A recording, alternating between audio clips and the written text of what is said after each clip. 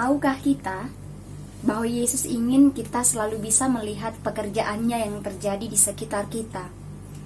Ketika kita sedang beraktivitas, dalam susah atau senang, kekurangan atau kecukupan, Yesus ingin kita selalu bisa melihat pekerjaannya dalam segala keadaan.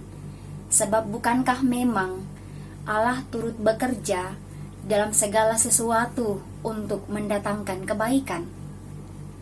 Tetapi benarkah kita bisa melihat pekerjaan Allah di tengah situasi-situasi yang sulit? Hari ini kita akan belajar dari salah satu bagian kitab Injil Yohanes pasal 9 ayat 1 sampai ayatnya yang ke-41. Di dalam kisah tersebut, kita bisa melihat pekerjaan Allah yang menyembuhkan seorang yang buta sejak lahirnya sehingga ia dapat melihat.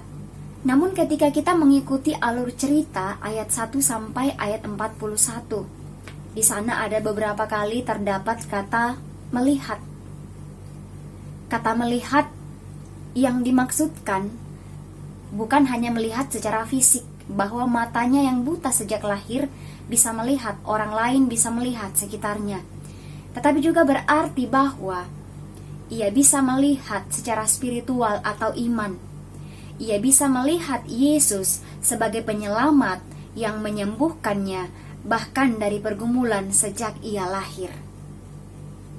Oleh sebab itu, melihat Yesus tidak cukup hanya dengan mata jasmani, tetapi juga dengan mata iman kita. Ayat 35 sampai ayat 39 firman Tuhan mengatakan sebagai berikut. Yesus mendengar bahwa ia telah diusir keluar oleh mereka.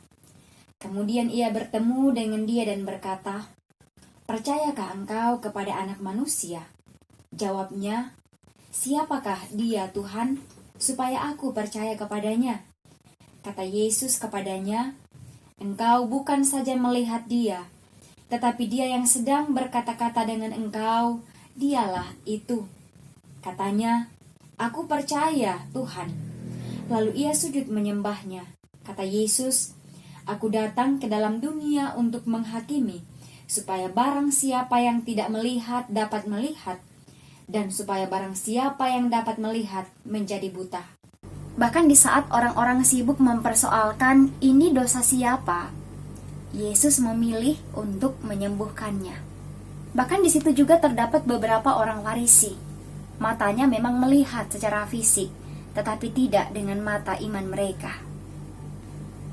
Dalam menghadapi perjalanan hidup kita yang seringkali berjumpa dengan kesusahan, kesulitan, ataupun berbagai jenis persoalan hidup, Yesus mengajak kita untuk tidak hanya bisa melihat secara mata jasmani, melainkan juga dengan mata iman kita.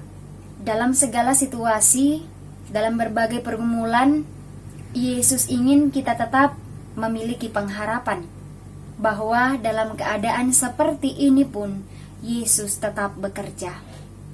Bahkan Yesus bisa bekerja melalui diri kita dengan tetap mengingat dan peduli terhadap orang lain, mendoakan mereka, berbagi apa yang bisa kita bagi, menjadi berkat dalam kehidupan menghadapi masa-masa sulit. Jangan berhenti berharap, tetap beriman dan juga berhikmat.